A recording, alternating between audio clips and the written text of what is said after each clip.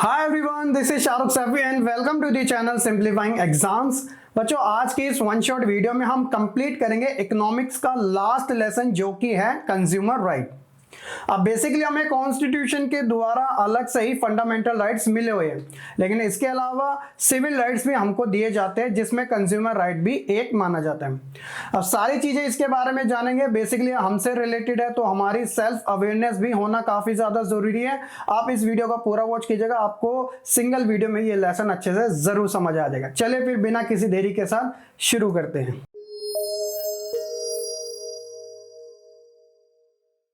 So basically बच्चों, अगर सबसे पहले हम बात करें कि कंज्यूमर कौन है, वो कंज्यूमर है जो कि गुड्स एंड सर्विस को परचेज करता है, और जो प्रोड्यूसर है वो उन्हीं गुड्स एंड सर्विस को सेल करता है। ठीक है, तो एक मार्केट के अंदर सिर्फ कंज्यूमर नहीं होते और ना ही सिर्फ प्रोड्यूसर होते हैं, बल्कि ये दोनों होते हैं। People participate in the market both as a producer and a consumer, तो दोनों ही यूज किए जाते हैं ऑब्वियसली। तो as a producer they sell their goods and provide service to the needy people. जो प्रोड्यूसर होता है उसका क्या काम होता है, ये जो गुड्स एंड सर्विसेज है जिन लोगों को उसकी जरूरत है उनको वो बेचता है। Producer provide service like primary, secondary and tertiary. Primary वही एग्रीकल्चर, सेकेंडरी मैन्युफैक्चरिंग और टर्शरी सर्विस सेक्टर है ना। इसके अलावा जो कंज्यूमर है, a person purchase goods and services that he और शी नीड। तो बड़ा सिंपल सा कॉन्सेप्ट है। तो ये तो होगी बच्चों एक कॉमन वे में बात। इसके अलावा कंज्यूमर को कुछ ऐसे कॉमन वे है जो कि एक्सप्लॉइट किया जाता है प्रोड्यूसर या फिर ट्रेडर्स के थ्रू। वो कौन कौन से हैं उसे हम जान लेते हैं। Some common way by which consumer may be exploited by manufacturer and traders. Number 1 है under weight and under measurement. आप किसी गुड्स का एक्चुअल अमाउंट पे करके आए और वो जो गुड्स हैं अपने एक्चुअल प्राइस से कम है, तो कहीं ना कहीं वो अंडर वेट होगी। आपने 1 kg का पैसा पे किया और आपको बाद में पता चला कि वो तो 800 ग्राम्स ही है, यानी कि जो 200 ग्राम्स है वो कहीं ना कहीं कम है, तो कहीं ना कहीं आपको एक्सप्लॉइट किया गया। Goods sold in the market and sometime not measure और वेट करेक्टली, है ना। फिल्मों में तो ये बहुत ज्यादा दिखाया जाता है, तो ये भी कहीं ना कहीं करप्शन की कैटेगरी में ही माना जाता है। इसके अलावा दूसरा है हाई प्राइस। किसी गुड का जो प्राइस है वो 100 है, लेकिन आपको बेच दिया 120 में, 20 रुपए महंगा बेच दिया हाई प्राइस के अंदर। ऐसा अक्सर किया जाता है और कहीं ना कहीं आपके मेरे हर किसी के साथ ऐसा जरूर हुआ है। तीसरा है सब स्टैंडर्ड क्वालिटी। अब इसमें क्या होता है, आपने देखोगे कुछ ऐसे गुड्स होते हैं जो कि अपनी एक्सपायरी डेट जो होती है ना वो भी क्रॉस कर जाते हैं, बट फिर भी वो मार्केट में बिक जाते हैं। तो कहीं ना कहीं आपको सब स्टैंडर्ड क्वालिटी के प्रोडक्ट भी बेच दिए जाते हैं। The goods sold are sometime of sub standard quality. Example के तौर पे आप ले लेते हैं जैसे medicine, beyond their date of expiry फिर भी बेच दिया जाता है। और जो होम अप्लायंसेस के जो प्रोडक्ट होते हैं, घरेलू जो काम चीजें होती है, वो भी इसके अंदर इंक्लूडेड हो जाती है, और ये हमारे बिल्कुल भी ठीक नहीं है। इसके अलावा लैक ऑफ सेफ्टी डिवाइसेस। अब देखिए इलेक्ट्रॉनिक आइटम है, हर कोई जानता है कि वो कभी ना कभी खराब जरूर होगा, लेकिन दुख तब होता है कि जब हमने कोई भी इलेक्ट्रॉनिक आइटम खरीदा और वो आफ्टर अ वीक और अ मंथ खराब हो जाए, तो आपको लगेगा कि ये आपने सही प्रोडक्ट लिया है, नहीं ना। तो ऐसे भी समटाइम होता है कि फेक और इंफीरियर इलेक्ट्रॉनिक जो गुड्स होते हैं वो सेल किए जाते हैं, जिसकी वजह से देखो इलेक्ट्रॉनिक आइटम में हेल्थ को भी और ऊपर से ऐसे कुछ कोई भी ऐसा काम हो सकता है जिससे कि हमें नुकसान हो, तो इसलिए ये भी एक वे माना जाता है। इसके अलावा है अनसेटिस्फैक्टरी आफ्टर सेल सर्विस। अमेज़न जो एक ई कॉमर्स कंपनी है पूरे वर्ल्ड में नंबर 1 है। वो क्यों नंबर 1 है, क्योंकि उसकी एक अच्छी चीज है कि आफ्टर सेल सर्विस उसकी बहुत बेस्ट है, क्योंकि वो इजीली रिटर्न भी कर लेती है और कोई एक्स्ट्रा चार्ज भी नहीं लेती। लेकिन आपने देखा होगा ऐसे बहुत से जो ट्रेडर्स होते हैं, मैन्युफैक्चरर होते हैं, वो आफ्टर सेल सर्विस अच्छी नहीं देते, जिससे कि जो एक तरीका का जो कंज्यूमर है वो सेटिस्फाई नहीं हो पाता। जब आप किसी प्रोडक्ट को खरीदने जाते हो तो जो सेलर होता है कितनी मीठी मीठी बात करता है आपको कन्विंस करने के लिए कि आप XYZ का कोई भी प्रोडक्ट इजिली परचेज कर लो, लेकिन उसको वही बिहेवियर जब आपसे वो प्रोडक्ट खराब हो जाए या कोई भी ऐसा रीजन हो जब आप उसे एक तरीके से एक्सचेंज करवाने जाते हो, तो उसका बिहेवियर में कहीं ना कहीं आपको 19-20 देखने को मिलता है। तो ये होता है आफ्टर सेल सर्विस, जब कस्टमर जो है, कंज्यूमर जो है सेटिस्फाई नहीं होता। इसके अलावा डुप्लीकेट आर्टिकल्स। अब डुप्लीकेट आर्टिकल का तो क्या ही बताएं बच्चों की पूरे वर्ल्ड के अंदर जितने ओरिजिनल आइटम नहीं होंगे ना, उससे ज्यादा, कहीं ज्यादा उसके फर्स्ट सेकंड थर्ड कॉपी हमें देखने को मिल जाती है। जैसे एग्जांपल के तौर पे एडिडास कितनी वर्ल्ड फेमस ब्रांड है, उसका ही कॉपी देख लीजिएगा, एबीवास निकल जाता है। पूमा हो गया, उसका पामा निकाल देते हैं। ये होता है क्या है कि ये काफी चीप रेट में मिल जाते हैं, डिजाइन में बिल्कुल ठीक होते हैं, लेकिन मैटर करता है उसकी क्वालिटी को लेके, जो कि ठीक नहीं होती है, क्योंकि वो चीप रेट में मिल जाती है तो लोग खरीद लेते हैं, है ना। लोग खरीद ले तभी तो वो बेच रहे हैं। इसके अलावा लास्ट है आर्टिफिशियल स्कैरसिटी। इसमें क्या होता है कि some shameless businessman create artificial scarcity by the hoarding.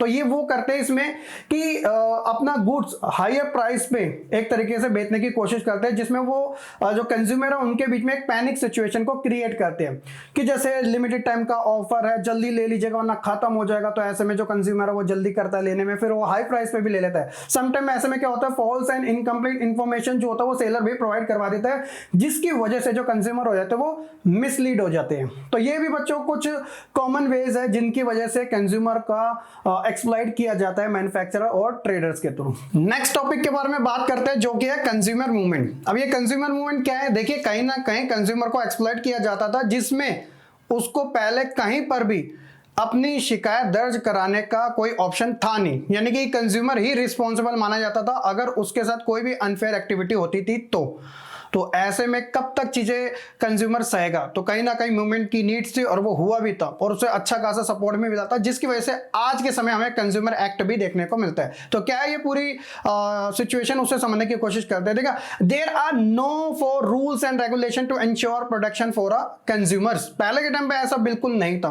Consumer are exploited by the producer, कहीं ना कहीं उनका शोषण होता था प्रोड्यूसर के थ्रू। एग्जाम्पल के तौर पर, if a consumer is not satisfied with the product of any brand और अ शॉप, अगर वो सेटिस्फाई नहीं होता था तो ऐसे में क्या होता था, देन ही और she avoid and stop to purchase from that particular brand और शॉप।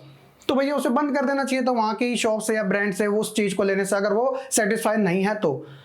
इस सिचुएशन के अंदर all the responsibility are shifted to the consumer for purchasing of the products, यानी कि जितनी भी जिम्मेदारियां हैं वो कंज्यूमर के ऊपर थोप दी जाती थी।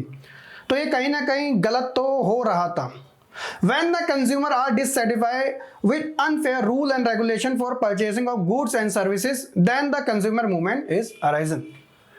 तो जब कभी ऐसी चीजें होती थी तो कहीं ना कहीं अनफेयर एक्टिविटी कंज्यूमर के साथ हो रही है, तो ऐसे में कहीं ना कहीं एक मूवमेंट की शुरुआत चाहिए थी, जो कि हुआ भी तब। बेसिकली इस मूवमेंट को शुरू करने का एक मेन रीजन तो ये था कि जो रूल एंड रेगुलेशन थे वो इंडल्ज किए जाते थे सेलर के द्वारा, जो कि एक टाइप का सोशल फोर्स था। During 1960, unlimited food shortage, hoarding, black marketing, adulteration of food gave birth to the consumer movement in an organized form in India. इन सभी रीजन की वजह से 1960 के दौरान इंडिया के अंदर ये सोशल मूवमेंट हमें देखने को मिले। अब बेसिकली क्या था ये मूवमेंट, तो इसमें देखिए सबसे अच्छी चीज रही थी कि गवर्नमेंट की तरफ से फाइनेंशियल सपोर्ट मिला था। This organization receive financial support from the government for creating awareness among the people. ये जो सपोर्ट मिला था ताकि लोगों के बीच में एक जागरूकता पैदा की जाए कि वो अपने राइट्स को लेकर अवेयर रह सके। Till the 1970 consumer organization form consumer group with increasing number of consumer organization. अब धीरे धीरे धीरे ये स्प्रेड होता गया और छोटी छोटी जो ऑर्गेनाइजेशन थी वो बिल्डअप होते रहे देश के कोने कोने में। This group found to look into the corrupt practice in ration shop, specially ज्यादातर यही होता है, और उसके अलावा overcrowding in the road passenger transport, तो इसके ऊपर नजर रखी गई थी। 1986 में बच्चों एक मेजर स्टेप लिया गया था गवर्नमेंट ऑफ इंडिया के द्वारा, जिसमें बात की गई थी कॉपरा के बारे में, यानी कि कंज्यूमर प्रोटेक्शन एक्ट, जो कि 1986 के अकॉर्डिंग ही जाना जाता है। अब ये क्या था कॉपरा एक्ट, जो कि आने वाली स्लाइड में अभी आपको जानने को मिलने वाला है। होप सो कि आप ये मूवमेंट के बारे में तो अच्छे से समझ चुके हैं कि इसका शुरू होने का क्या मेन रीजन था, क्योंकि कंज्यूमर को एक तरीके से रिस्पॉन्सिबल खुद ही माना जाता था अगर वो किसी भी गुड्स एंड सर्विस को परचेज करके भी सेटिस्फाई नहीं है तो। लेकिन अब पूरा जो फोकस हो गया था वो प्रोड्यूसर के ऊपर हो गया था, मैन्युफैक्चरर के ऊपर हो गया था, ट्रेडर्स के ऊपर हो गया था, ये जो सामान बेचते हैं। इसके अलावा बच्चों कंज्यूमर इंटरनेशनल भी एक आप कह सकते हो एक प्रोटेक्शन को लेकर ही बनाया गया था, जिसमें यह था कि 1985 में यूएनओ यूनाइटेड नेशन ऑर्गेनाइजेशन ने अडॉप्ट की थी अपनी गाइडलाइंस को, जिसमें कंज्यूमर प्रोटेक्शन की बात की गई थी। पूरे वर्ल्ड के अंदर कंज्यूमर राइट्स को अब फर्स्ट प्रायोरिटी पे माना जाता था।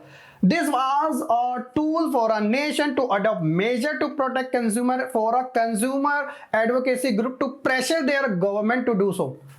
अगर किसी भी कंज्यूमर के साथ एक तरीके से अनफेयर एक्टिविटी हुई है तो वो अपनी बात रख सके, इसीलिए गवर्नमेंट के ऊपर प्रेशराइज किया गया ताकि गवर्नमेंट कोई मेजर स्टेप ले और अपने लोगों की एक तरीके से उनके राइट्स की प्रोटेक्शन दे सके उन्हें। At the international level this has become the foundation for consumer movement. तो एक फाउंडेशन बनी थी इंटरनेशनल लेवल पे।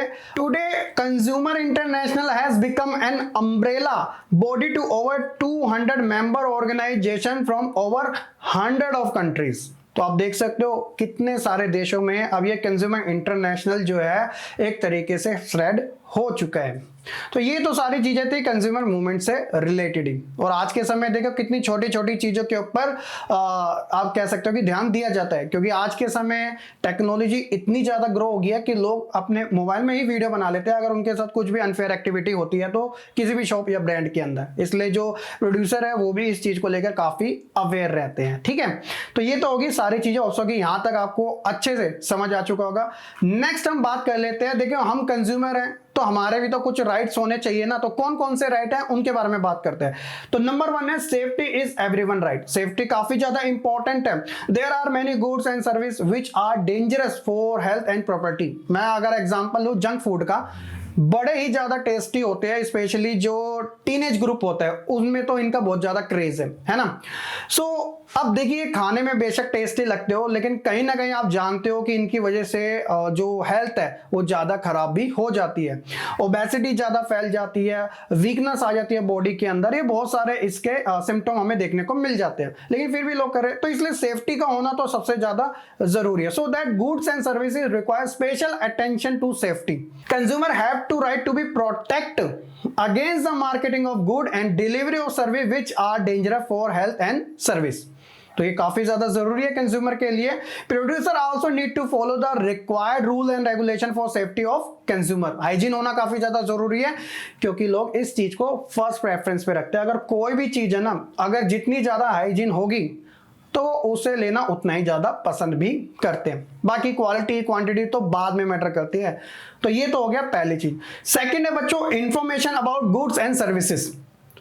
देखिए manufacturer of goods and services should have maintain information about the, जो भी हम इतने सारे प्रोडक्ट यूज करते हैं उसके अंदर हमें इंफॉर्मेशन जरूर देखने को मिलती है, चाहे वो इंग्रेडिएंट कौन कौन से यूज हुए हैं, प्राइस एंड बैच नंबर क्या है उस प्रोडक्ट का, डेट ऑफ मैन्युफैक्चर कब बना, तो एक्सपायरी डेट कब तक की है, बेस्ट बिफोर भी कितना है उसके अंदर मेंशन, और साथ ही मैन्युफैक्चर किसके द्वारा ये बनाया गया है और उस प्रोडक्ट को प्रॉपर यूज करने के इंस्ट्रक्शन भी दिए गए। और साथ ही इसके अलावा जो प्रोडक्ट के साइड इफेक्ट है और जो रिस्की चीजें है वो भी मेंशन करना जरूरी होता है। ये हमारे राइट्स में गिना जाता है। Consumer have to know about the detail of that the particular good and services that they purchase. तो ये काफी ज्यादा जरूरी है। ऐसे थोड़ी आप कोई भी आइटम ले लोगे। इसके अलावा है कि राइट टू चूज।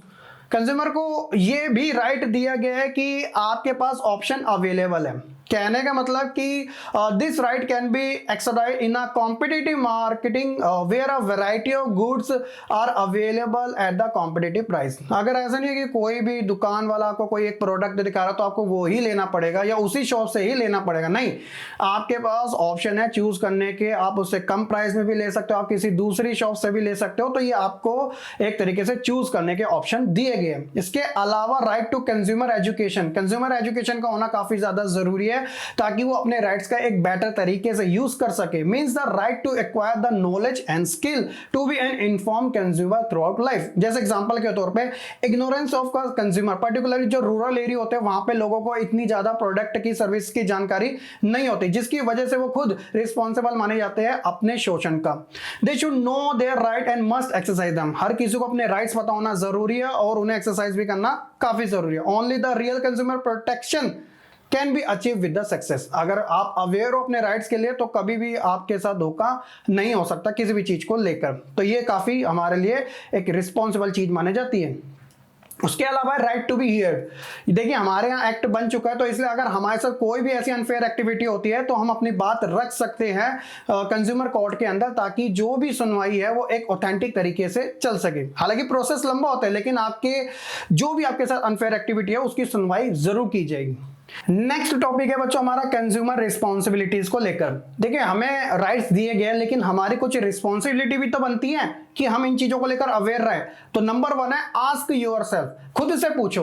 देखिए have you faced any problem as a consumer? आप में, मैंने कभी ना कभी कंज्यूमर होने के नाते बहुत सारी प्रॉब्लम तो फेस कर ही रखी है, लेकिन सवाल यहां पर आता है कि कितने जनों ने उसके लिए कंप्लेन की है। तो इसलिए सबसे जरूरी होता है कि अगर आपके साथ कोई भी ऐसी चीज होती है तो उसकी कंप्लेन करवाना जरूरी होता है। इससे आपकी रिस्पॉन्सिबिलिटी और अपने राइट्स को लेकर आप कितना ज्यादा अवेयर हो इस चीज के बारे में पता चलता है। इसके अलावा है बी क्रिटिकली अवेयर।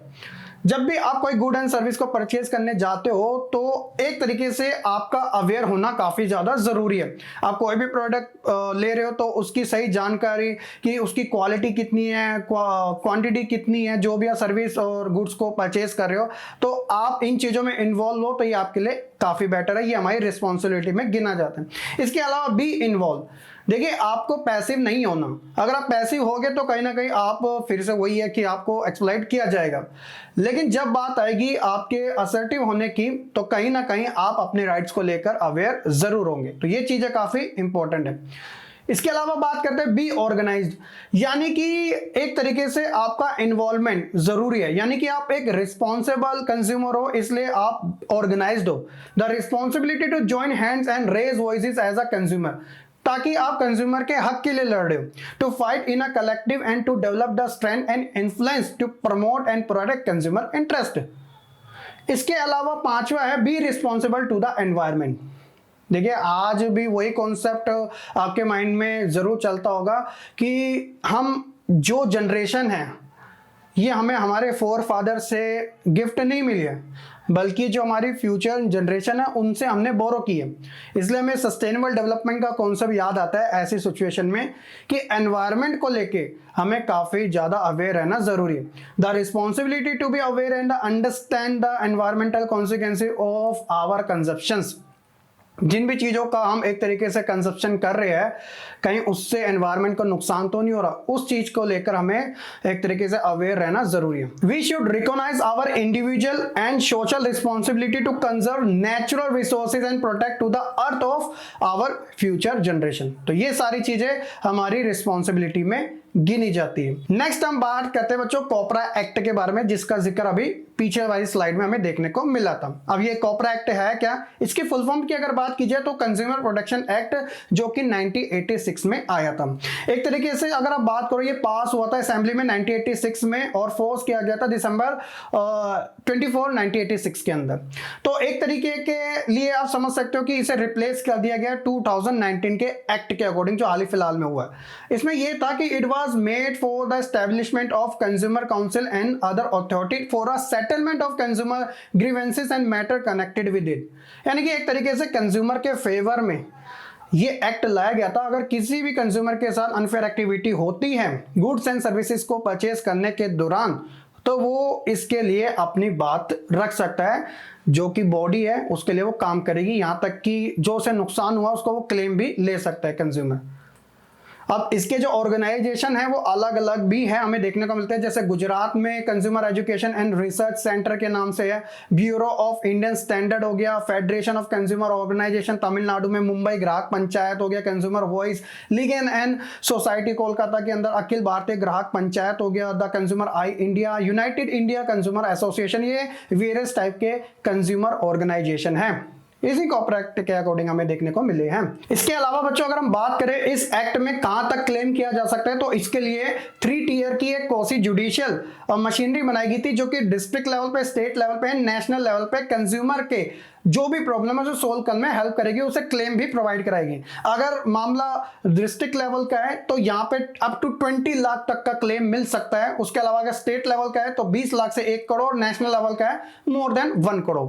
तो अब उसके लिए ये भी तो जरूरी है कि देखिए बातचीत से कोई हल नहीं मिलेगा, क्योंकि इसका प्रोसेस थोड़ा लंबा होता है, इसलिए आपको सारे एविडेंस लेना जरूरी है। जागो ग्राहक जागो एक टैगलाइन है, उसका मतलब ही यही है कि जब भी आप कोई भी गुड एंड सर्विस को परचेज करते हो उसका बिल लेना जरूरी है, क्योंकि बिल के अंदर वो सभी चीजें मेंशन होती है, आपने किस टाइम पे उस प्रोडक्ट को लिया था, कितनी क्वांटिटी में लिया था, उसका क्या प्राइस था, वट एवर, ये सारी चीजें, ताकि आगे चल के आप उसका एक बार प्रूफ के तौर पे दिखा सको अगर आपको ऐसा लगता है कि ये प्रोडक्ट से मैं सेटिस्फाई नहीं हुआ, मुझे गलत दिया गया। ठीक है, तो ये सारी चीजें इसके अंदर ऑलरेडी बताई गई थी।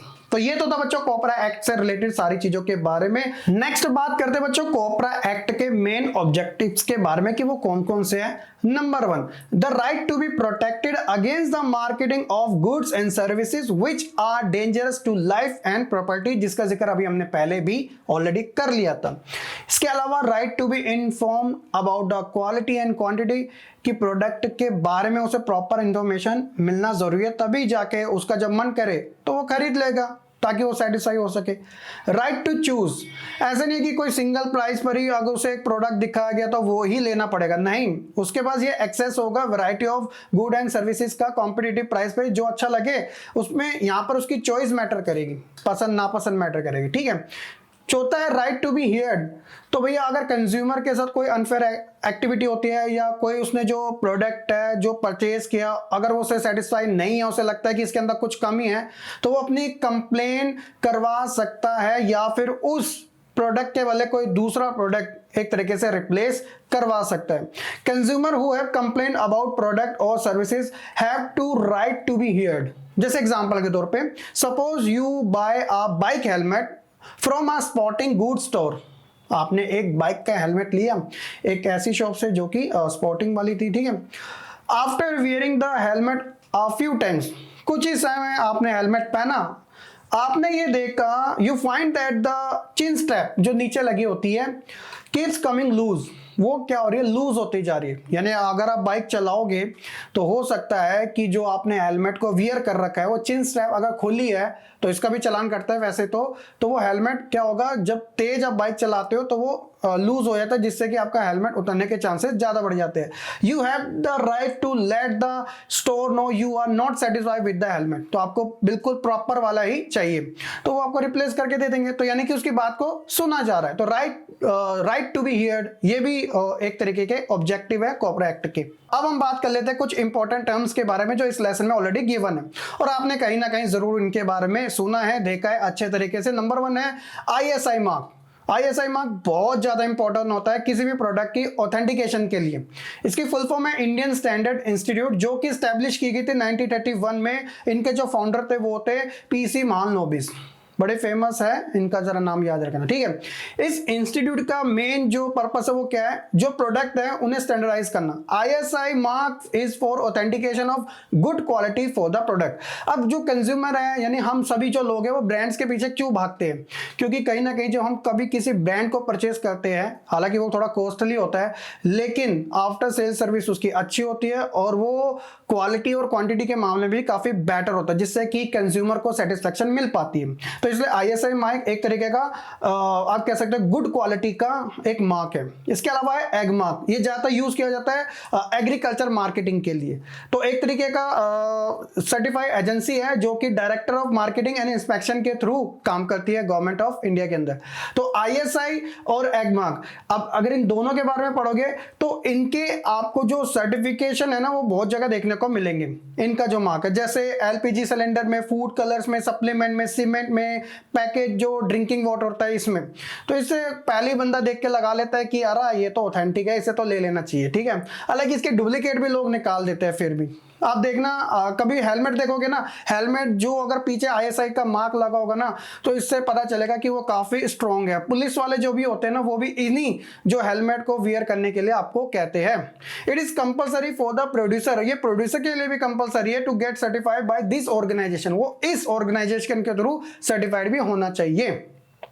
एक और है हॉलमार्क। हॉलमार्क ज्यादा ये टर्म्स यूज की जाती है ज्वेलरी के लिए। Hallmark is a quality certification for a jewellery. This mark is issued by the Indian standard organisation which is located in New Delhi.